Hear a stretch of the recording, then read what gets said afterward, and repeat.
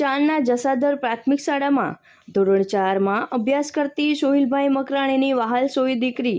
આફરીનને દીકરી વાલનો દરિયો પ્રવચન કરવામાં આવ્યું હતું અને આ પ્રસંગે જનજાગૃતિ લાવવા માટે તાલાલાના ધારાસભ્ય શ્રી ભગવાનભાઈ બારડ અને અનેક વડીલો ઉપસ્થિત રહ્યા હતા. एक तमन्ना से मई चांद बनी चमकवानी, एक आरज़ू से मई गगन में विहरवानी, एक सपनों से मारू सूरजनी किरण बनवानु, एक उमंग से मारो आदर्श દીકરી બનવાનું.